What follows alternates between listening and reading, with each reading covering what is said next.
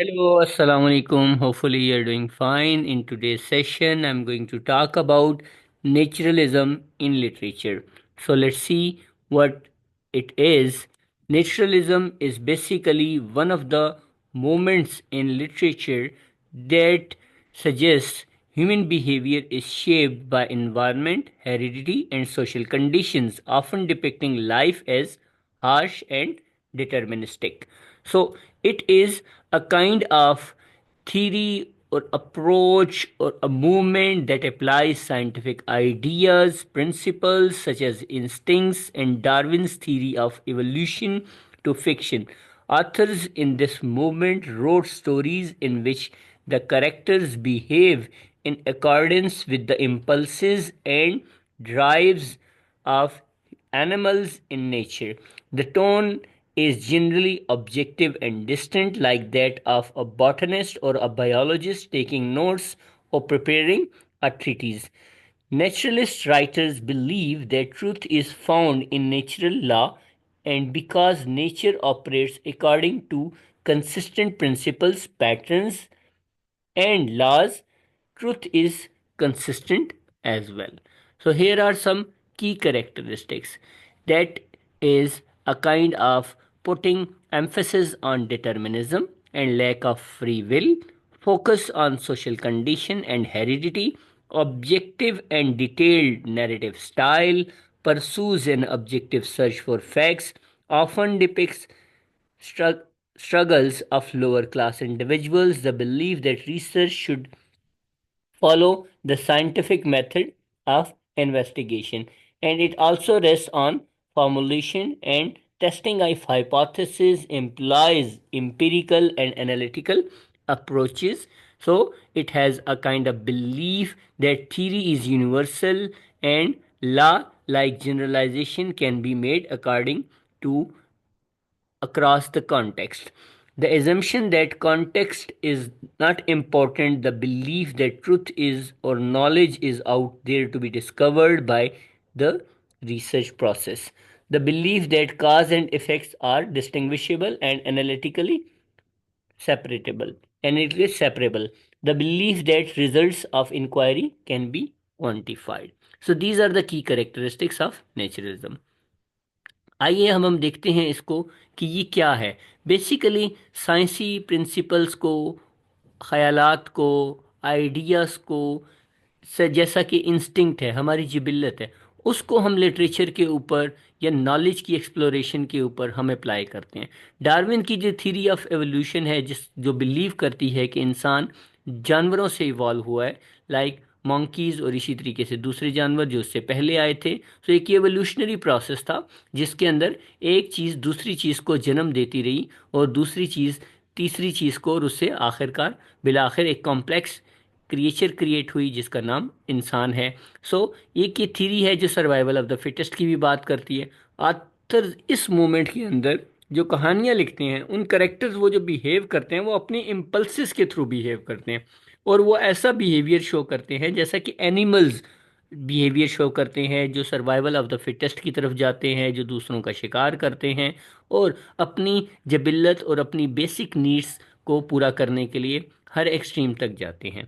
तो टोन इस जो थ्योरी की है वो, उसको हम ऑब्जेक्टिव कहते हैं। उसका सब्जेक्टिविटी से कोई ताल्लुक नहीं है। ऑब्जेक्टिव का मतलब है कि वो प्रेजुडिस नहीं होगी, उसके साथ उसकी पर्सनल लाइक्स डिसलाइक्स नहीं इन्वॉल्व होंगी, और रादर एक डिस्टेंट टोन होगी। इसके जैसा कि हम साइंस में ऑब्जर्व करते हैं कि जब एक बॉटनिस्ट या बायोलॉजिस्ट नोट टेक बना रहा होता है कोई भी अपने तजर्बात के, एक्सपेरिमेंट्स के, तो उसके अंदर वो कभी भी ऐसा नहीं बिहेव करेगा कि जिसके अंदर उसकी अपनी लाइक्स डिसलाइक्स प्रेजुडिसेस या पसंद नापसंद ऐड हो जाए। तो नेचुरलिस्ट राइटर्स जो है ना, वो बिलीव करते हैं कि आप हकीकत को नेचुरल लॉज के ज़रिए पा सकते हैं। जो कुदरत के कवानीन हैं उनके ज़रिए आप हकीकत तक पहुंच सकते हैं, आप दुनिया के सारे हकाइक जान सकते हैं। इसी तरीके से आप खुदा की ज़ात तक भी पहुंच सकते हैं नेचुरल के कानून, नेचर के कवानीन के मुताबिक। और जो है ना, नेचर ऑपरेट्स है, वो कहता है कंसिस्टेंट पैटर्न प्रैक्टिसेस के ऊपर होती है। उसके अंदर एक मुसलसल एक मुकम्मल तौर पर ऐसा ज़ाब्ता होता है जो कभी भी रूल्स को वायलेट नहीं करता। तो इसलिए इसके अंदर भी ट्रुथ भी एक कंसिस्टेंट है, एक ख़ास किस्म का बिहेवियर है जिसके अंदर वायलेशन नहीं होती। इसी तरीके से यहाँ पर ये हमें ये भी बताते हैं कि नेचर जो है ना वो क्या है, उसके अंदर लैक ऑफ फ्री विल है, कि आपकी अपनी फ्री विल नहीं मिलेगी आपको कभी भी। फ्री विल जो है ना, आपको किसी भी मामले में आपने हमेशा एक नेचुरलिस्टिक बिहेवियर के तहत आपका अपना कोई वो नहीं होगा। इसी तरीके से जो है ना डिटर्मिनिस्टिक बिहेवियर है, जिसके अंदर जब हम देखते हैं कि इंसानी एक्शन है जो हमेशा जो है ना वो क्या होता है कि एक एक्सटर्नल रियलिटी है जो उसको कंट्रोल कर रही है। और ये जो है ना डिटर्मिनिस्टिक, कि हमारे इंडिविजुअल्स की अपनी कोई फ्री विल नहीं है, कोई और ताकत उसको कंट्रोल कर रही है। कुछ कवानीन हैं, कुछ जवाबित हैं, जैसा कि आपकी जिस्मानी हकीकतें हैं या बीमारियों की बातें हैं, या फिर दुनिया में आना या दुनिया से जाना की बात है। सो हमारा एक सोशल कंडीशंस है जिसको हम देखते हैं, कि हेरिडिटी को हम देखते हैं, मौरूसियत को हम देखते हैं, कैसे एक नस्ल से दूसरी नस्ल में चीज़ें मुंतकिल होती हैं। इसके अंदर हम ऑब्जेक्टिव नैरेटिव स्टाइल देखते हैं कि सब्जेक्टिविटी का कोई ताल्लुक नहीं है, पसंद नापसंद उसमें नहीं होती। रादर एक बहुत दूर से खड़े होकर आप चीज़ों को देख रहे होते हैं, जैसा कि एक साइंसी अंदाज में देखा जाता है। इसी तरीके से हम हकीकत के करीब भी जाते हैं, इसी तरीके से हम खुदा को भी पाते हैं और दुनिया की सारी हकीकत और राज से हम आशना हो जाते हैं। यहाँ पर जो लोअर क्लास स्ट्रगल है उसको भी दिखाया जाता है। जो गरीब हैं वो हमेशा लड़ रहे होते हैं अपने हकूक़ के लिए, अपनी एजुकेशन के लिए, अपनी प्रॉस्पेरिटी के लिए, खुशहाली के लिए, हर तरह से वो स्ट्रगल कर रहे हैं इस दुनिया में। इसमें एक ये भी यकीन है, बिलीफ सिस्टम है, कि साइंटिफिक मेथड ऑफ इन्वेस्टिगेशन जो है ना वो बेहतर मेथड है। इसी तरीके से जिसके अंदर आप हाइपोथेसिस बनाते हैं, फिर उन हाइपोथेसिस को टेस्ट करते हैं। हाइपोथेसिस आपके रिसर्च क्वेश्चन से रिलेटेड होते हैं, जो एक इंटेलिजेंट गेस है जिसको आप अप्लाई करने के लिए आपका एक मफरूज़ा है जो आपने बनाया रिसर्च से पहले, और उस मफरूज़े के तहत आपने रिसर्च प्रोसेस को कंडक्ट किया। इसके अंदर एक एम्पिरिकल और या साइंसी अंदाज में एनालिटिकल अप्रोचेस का इस्तेमाल किया जाता है। तो साइंटिफिक डॉक्ट्राइन के थ्रू आप चीज़ों को परखने की, समझने की और आगे चीज़ों को कॉन्टेक्चुअलाइज करने की कोशिश करते हैं। यहाँ पर भी एक और भी यूनिवर्सल थीरी है, ये अफाकी जो है ना नज़रिया रखती है ये वाली थीरी। और इसमें जनरलाइजेशन भी होती है, एक कॉन्टेक्स्ट को दूसरे कॉन्टेक्स्ट के साथ मिला दिया जाता है, कि इसमें बैकग्राउंड को, इसमें कॉन्टेक्स्ट को, जैसा कि रिसर्च एक लैब में की गई है तो वो पूरी दुनिया के लिए, पूरे इंसानों के लिए एप्लीकेबल हो जाएगी, उसको मखसूस अंदाज में डिलिमिट नहीं किया जा सकता। यहाँ पर एक ये ख़ास किस्म का आइडिया भी है, ये बिलीफ भी है। नॉलेज कहता है कि उसको कहीं पे दूर जाके तलाश किया जा सकता है, जैसे खुदा की ज़ात को आसमानों में तलाश किया जा सकता है, दैरो हरम में ढूंढा जा सकता है। इस तरह के यहाँ पर इस थीरी के अंदर ऐसे आइडियाज़ होते हैं कि जिसमें आप हकीकतें, इस कायनात के राजो न्याज को जान सकते हैं, एक्सप्लोर कर सकते हैं, ढूंढ सकते हैं तलाश से। और the believe that cause and effects are distinguishable, और काज और इफेक्ट दोनों का जो काज है, कोई वजूहात होती हैं जो उसके नताइज होते हैं, दोनों एक दूसरे से मुख्तलिफ होते हैं। और इस किस्म की इंक्वायरी को हम क्या करते हैं, क्वांटिफाई कर सकते हैं, टेबल की फॉर्म में ला सकते हैं, टेबुलेशन की फॉर्म में ला सकते हैं, स्टैटिस्टिक्स में ला सकते हैं, नंबर्स में ला सकते हैं। तो इसी वजह से ये थीरी साइंसी थीरी कहलाती है, क्योंकि यहाँ पर नंबर्स की, वैल्यूज़ की और वर्थ को आप स्टैटिस्टिक्स अंदाज में बयान कर सकते हैं और उसी से फिर नताइज भी अखज़ कर सकते हैं। तो रियलिज़म जो एक हकीकत पसंदी है, उसका भी जो है ना वो फितरत पसंदी के साथ किस तरह लिंक है। Realism portrays life as it is focusing on everyday events, कि वो हर डेली हमारे बेस के इवेंट्स होते हैं, उनको हम देखते हैं। नेचुरलिज्म ज़्यादा आगे जाता है, वो एम्फेसाइज करता है एक्सटर्नल फोर्सेस को जो कंट्रोल करती हैं ह्यूमन फेट को, जिसके अंदर मुख्तलिफ कवानीन हैं, जो नेचर के कवानीन हैं, जो वो नेचर किस तरीके से हमारे रोज़मर्रा के मामलात को कंट्रोल करती है। फिर रियलिज़म कहता है करेक्टर जो होते हैं वो हमारे वह ड्रिवन होते हैं, करेक्टर ड्रिवन होते हैं। और नेचुरलिज्म वो प्लॉट ड्रिवन होता है, कि वो प्लॉट से, वो कहानी से इमर्ज करता है, जबकि रियलिज़म वाले सिर्फ किरदारों के ऊपर मबनी स्टोरीज लिखते हैं। इसी तरीके से आगे अगर हम चलें तो बहुत से इसके इम्पोर्टेंट राइटर्स थे, जिसमें एमिली जोला थे जिन्होंने जर्मिनल वर्क लिखा, स्टीवन क्रेन थे जिन्होंने मैगई लिखा, और इसी तरह गर्ल ऑफ द स्ट्रीट्स लिखा। लाइकवाइज जैक लंडन थे, दी कॉल ऑफ द वाइल्ड लिखा, एंड थियोडोर ड्राइजर थे, सिस्टर कैरी लिखा। तो इसमें जो मुख्तलिफ थीम यहाँ पर हम देखते हैं वो कौन से थीम हमें मिलते हैं? सर्वाइवल के मिलते हैं, स्ट्रगल अगेंस्ट नेचर के मिलते हैं, जो डार्विनियन थ्योरी के अंदर भी हमें मिलेगा कि किस तरह से इंसान या एक ख़ास मखलूक वो सर्वाइव कर रही है, वो स्ट्रगल कर रही है, एफर्ट कर रही है और अपनी जीने की जंग लड़ रही है। फिर सोसाइटल हमें थीम्स मिलते हैं, इकोनॉमिक प्रेशर्स मिलते हैं, किस तरीके से हम इकोनॉमी के प्रेशर के अंदर और मईशत की चक्की के अंदर पिसते जाते हैं और कैसे हमारा एक गरीब तबका उसका शिकार रहता है और किस तरीके से उसका इस्तेहसाल किया जाता है, और सोसाइटी के अंदर कैसे जो है ना वो लोअर क्लास सरवाइव करती है और किस तरीके से अमीर क्लास जो अपर क्लास है, एलीट क्लास है, वो उनके हकूक़ के ऊपर खासिब रहती है। साइकोलॉजिकल डेप्थ उसमें देखी जाती है, डिटर्मिनिज्म देखा जाता है। डिटर्मिनिज्म फ्री विल का कंट्रोल है जो कोई और फोर्स कंट्रोल करती है। इसी तरीके से the brutality of life and the lack of control और फेट, कि हमारा कुदरत के ऊपर कोई कंट्रोल नहीं, हम कुदरत के मोहताज हैं और हमारी ज़िंदगी के अंदर बहुत सी सख्तियाँ भी हैं, बहुत सी मुश्किलात भी हैं।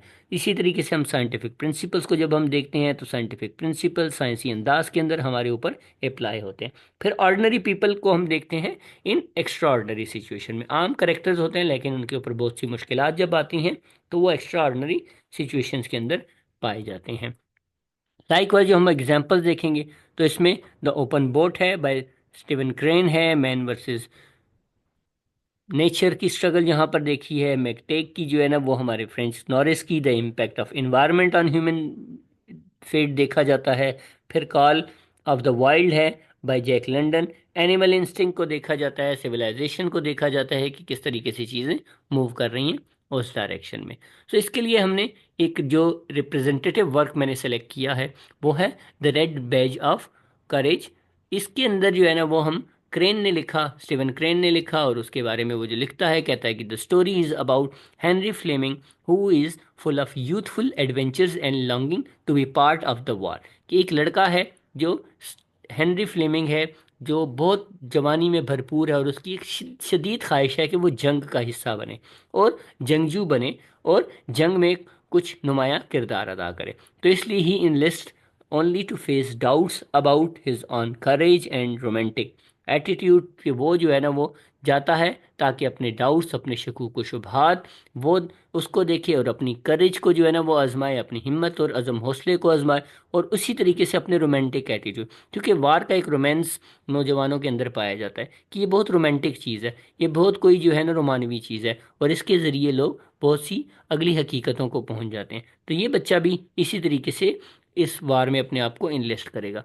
Crane uses the war as the fictional laboratory into which places the young protagonist. तो उसमें जो है ना एज लैब के अंदर जैसे एक इंडिविजुअल को या करेक्टर को एक्सपेरिमेंटेशन के लिए छोड़ा जाता है, इसी तरह इस बच्चे को भी, हेनरी फ्लेमिंग को भी यहाँ पर छोड़ा गया वार की लैब के अंदर। The war defines an extreme set of environmental variables, कि उसके अंदर बहुत से वेरिएबल्स हैं, बहुत से जो है ना मामलात हैं और बहुत सी ऐसी चीज़ें हैं जिनको वो क्या करेगा कि वेरिएबल्स के तौर पे इस्तेमाल करेगा। बहुत सी चीज़ें वो देखेगा, बहुत से तजर्बात से वो गुजरेगा और कुछ चीज़ें उसकी फेवर में होंगी, कुछ चीज़ें उसके अगेंस्ट जाएंगी। तो उसके experiences lead him from uncertainty to confidence, कि वो अनसर्टेनिटी से निकलता है, गैर यकीनियत की सूरत हाल से निकल के पुरएतमाद से एक शख्सियत बनता है, into character and the true spirit of naturalism. तो ये नेचुरलिज्म का एक रिप्रेजेंटेटिव वर्क है जिसके अंदर आपको ट्रू स्पिरिट मिलेगा। तो Crane portrays Henry's fate as a set of outcomes based on his inborn traits, कि अपनी इनबॉर्न ट्रेड्स थी वो क्या था, drive to be part of the adventure, कि वो एडवेंचर का हिस्सा बने, मुख्तलिफ किस्म की किसी मुहिम का हिस्सा बने।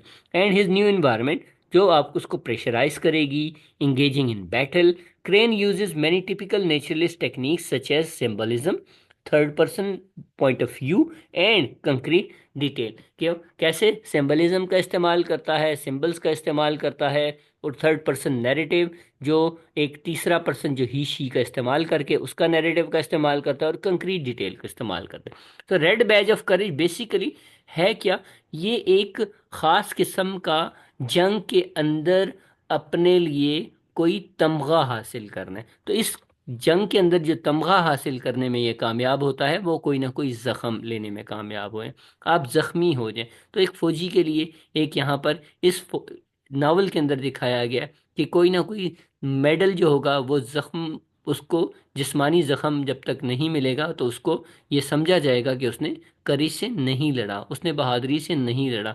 तो उसके लिए एक ज़ख़म का होना ज़रूरी है, जो हमारा करेक्टर यहाँ पर हेनरी फ्लेमिंग लेने में कामयाब हो जाता है। और यही फिर रेड बैज ऑफ करेज कहलाता है, और उसको फिर अप्रिशिएट भी किया जाता है। और बहुत से लोग जो उसके वहाँ पे एक कंपनी के अंदर होते हैं, उसकी प्लाटून के अंदर होते हैं, they appreciate his courage as well because he has received some kind of wound as well. So यहाँ पर हम कंक्लूजन में देखेंगे, naturalism presents a deterministic view of life showing how external forces shape human fate. It remains a powerful literary moment that explores the harsh realities of existence. कि ये एक deterministic view है जिसके अंदर बताते हैं कि इंसान का अपनी ज़ात के ऊपर, पर्सनैलिटी के ऊपर, मामलात के ऊपर कोई इख्तियार नहीं है, रादर वो किस्मत का मोहताज है। फिर एक्सटर्नल फोर्सेस हैं जो इंसान के रवैयों को बदलती हैं, जैसा कि इंसानी कुदरत है या फेट है या किस्मत है। It remains powerful literary moment जो एक्सप्लोर करती है हार्श रियलिटीज़ को, ज़िंदगी की मुख्तलिफ तल्ख हकीकतों को यहाँ पर रिफ्लेक्ट किया जाता है। सो ये एक थीरी है जो साइंसी अंदाज में साइंटिफिक प्रिंसिपल्स को फॉलो करते हुए एक रिसर्च बेस्ड अप्रोच को अपनाती है, जिसके ज़रिए हम लिटरेचर के अंदर या रिसर्च के अंदर एक ख़ास किस्म का नज़रिया लेके चलते हैं, जो ऑब्जेक्टिव है, जो डिस्टेंट है, जो नेचर से इन्फ्लुएंस है, और जो साइंसी असूलों पर मबनी है। तो इससे रिलेटेड अगर आपका कोई सवाल हो, if you have any question, you can reach me out. Till then stay happy and stay blessed and make others happy as well. So अल्लाह हाफिज़ एंड टेक केयर।